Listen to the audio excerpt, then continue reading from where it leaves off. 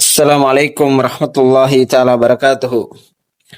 கால இயந்திரத்தில் ஏறி மக்காவில் இஸ்லாத்தை ஏற்ற ஹாலித் இப்னு வலீத் ரலியல்லாஹு தஆலா அன்ஹு அவர்களின் வரலாற்றை பார்த்துவிட்டு இப்போது மீண்டும் முஅத்தா போர்க்களத்திற்கே வருவோம்.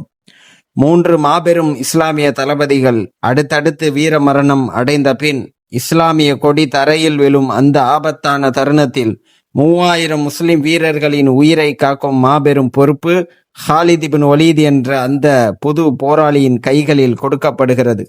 சுற்றிலும் 2,00,000 ரோமர்கள், தப்பிக்க ஒரு வழியும் இல்லாத அந்த மரண பள்ளத்தாக்கில் இருந்து ஒரு மாபெரும் மூளை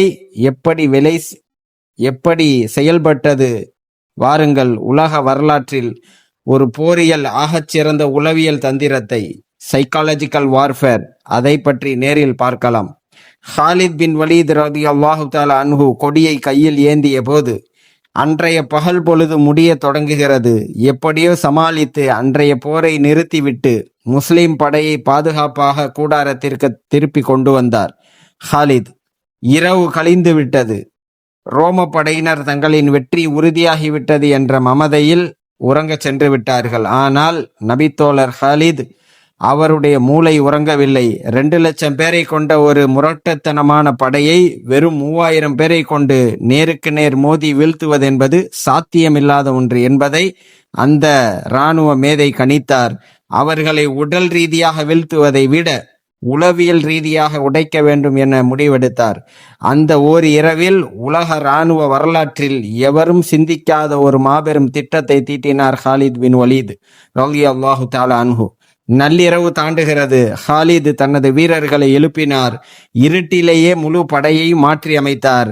வலது இடது மாற்றம் செய்தார். வலதில் இருந்தவர்களை இடது பக்கமாகவும் இடதில் நின்றவர்களை வலது பக்கமாகவும் மாற்றினார்.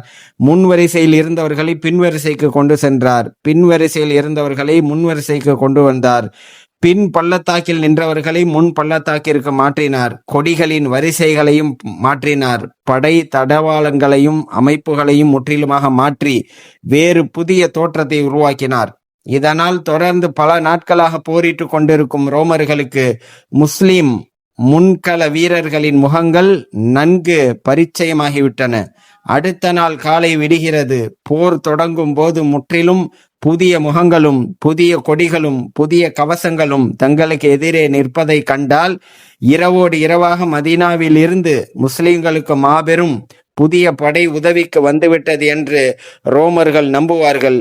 இதுதான் ஹாலித் பின் வலீத் அவர்களின் முதல் வியூகம். முகங்களை மாற்றியது மட்டும் போதாது என்று ஹாலித் நினைத்தார்.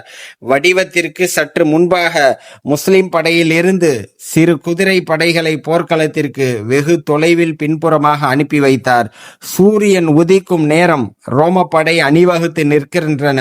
அப்போது தூரத்தில் மலைக்கு பின்னால் இருந்து விண்ணை பிளக்கும் அல்லாஹு அக்பர் என்ற முழக்கம் அதிர்கிறது. குதிரைகள் வேகமாக ஓடி வருவதால் மாபெரும் புழுதி படலம் வானத்தை மறைக்கின்றது. தூரத்தில் இருந்து புதிய படைகள் அலையலையாக வந்து முஸ்லிம் படையோடு இணைவதை போன்ற ஒரு மாபெரும் பிரம்மையை ரோமர்களுக்கு உருவாக்கினார் ஹாலித். முன்புறம் பார்த்தால் புதிய முகங்கள், பின்புறம் பார்த்தால் வானை பறக்கும் புழுதி படலங்கள் மற்றும் போர் கூச்சல்கள் ரோம பேரரசின் தளபதிகளுக்கு பயம் ஏற்றிவிட்டது. ஏற்கனவே இருந்த 3000 பேரை வீழ்த்துவதற்கே நமக்கு இத்தனை நாட்களாகிவிட்டன. இப்போது மதீனாவில் இருந்து ஒரு மாபெரும் படையே உதவிக்கு வந்துவிட்டது. இனி நாம் என்ன செய்வது என்று அந்த 2,00,000 படையின் மன உறுதியும் சுக்குநூறாக உடைந்து போனது.